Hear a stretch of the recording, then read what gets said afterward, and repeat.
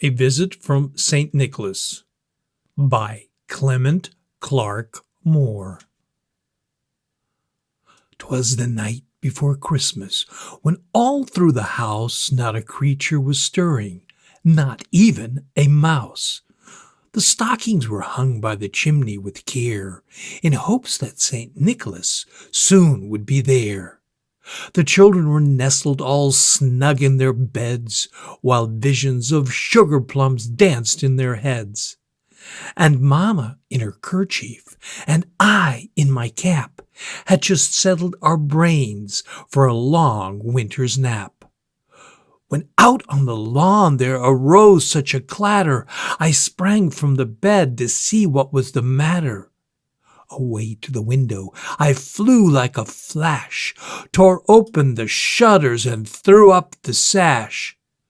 The moon on the breast of the new fallen snow gave the luster of midday to objects below. When, what to my wondering eyes should appear but a miniature sleigh and 8 tiny reindeer, with a little old driver so lively and quick, I knew in a moment it must be St. Nick. More rapid than eagles his coursers they came, and he whistled and shouted and called them by name. Now Dasher, now Dancer, now Prancer and Vixen.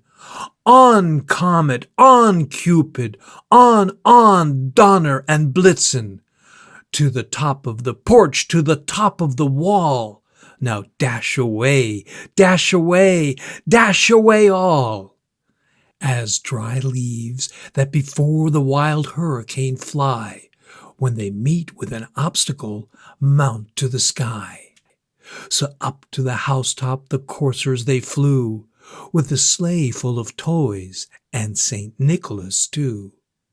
And then, in a twinkling, I heard on the roof the prancing and the pawing of each little hoof. As I drew in my head and was turning around, down the chimney St. Nicholas came with a bound. He was dressed all in fur, from his head to his foot, and his clothes were all tarnished with ashes and soot. A bundle of toys he had flung on his back, and he looked like a peddler just opening his pack. How his eyes they twinkled, his dimples how merry, his cheeks were like roses, his nose like a cherry. His droll little mouth was drawn up like a bow, and the beard of his chin was as white as the snow.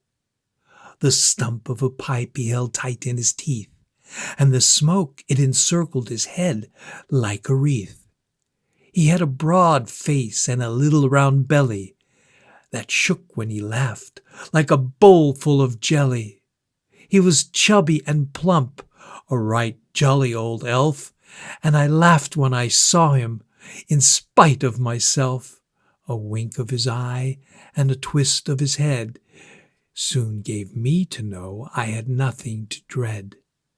He spoke not a word, but went straight to his work, and filled all the stockings, then turned with a jerk, and laying his finger aside of his nose, and giving a nod, up the chimney he rose.